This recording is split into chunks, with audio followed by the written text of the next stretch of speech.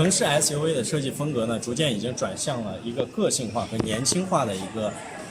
方向。而今天我们则要说的呢，就是东风悦达起亚智跑这款车型。在多年以后呢，起亚也是终于将这款车型进行了一个改款。而今天呢，我们将来看看智跑 ACE 这个版本这个车型。它该车呢是来自于一个全新的平台，在外观设计上呢也更加了符合了 Z 时代年轻人的一个审美。然后我们先来看它的外观的这边，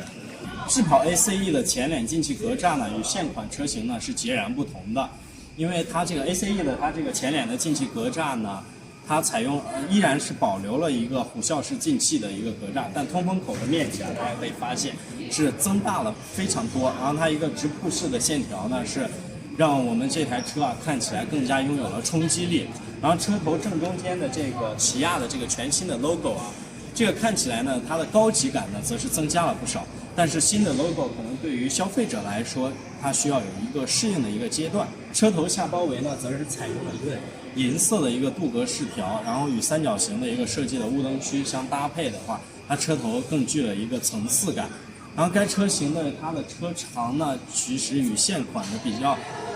的话，它的整个长度呢，则是增加了70毫米，弥补了其现款车型车身尺寸方面的不足。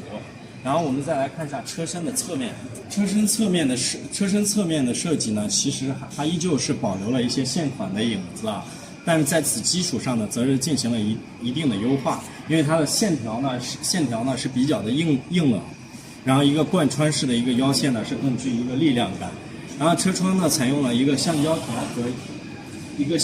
的一个装饰，其实进行包边呢，其实让整个车的充满了一个时尚感，让车辆更具豪华气息。车辆尾部呢呈现的变化呢是比较明显的，它一个竖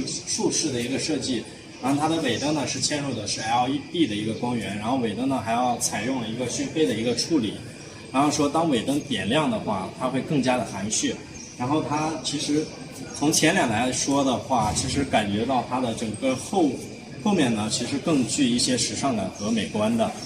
然后说，其实发现整个智跑 ACE 的这个外观来看完以后，它其实有了一些积极的改变。其实对于消费者来说呢，它是有了更多的选择。ACE 这款车的内饰呢，其实它有了一个非常多的一个变化，因为它像它全新的一个中控台的一个布局啊，然后加上它一个贯穿式的一个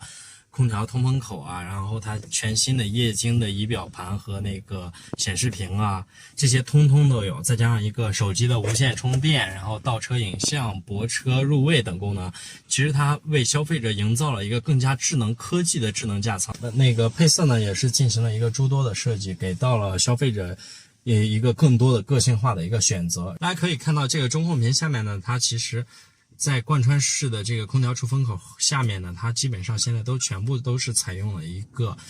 触摸式的一个按键。其实在这个来说呢，它的高级感呢则是更加的提升。然后在这个位置呢，它是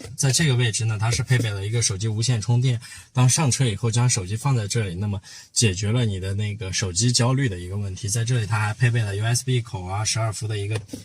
插头啊，然后它的这个挡把呢，其实它这个在这里呢采用了真皮的一个形式，其实触摸起来感觉是非常好的。然后再说它的空间方面，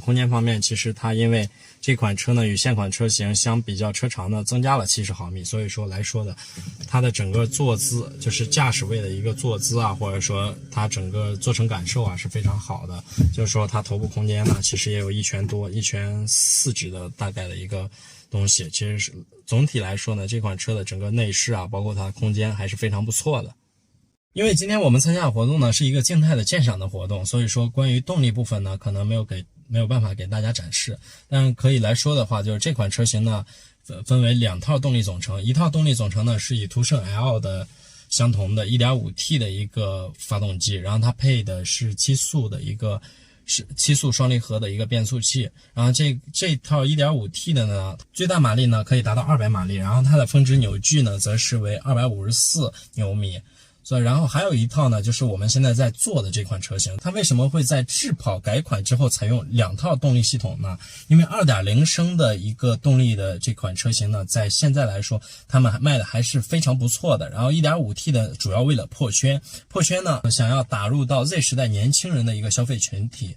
所以说啊，现在它2套动力的一个推出呢，其实给到了我们消费者一个更多的选择。你想要 1.5T 的有 1.5T 的，想要2.0升的有2.0升的，所以说还是非常不错的。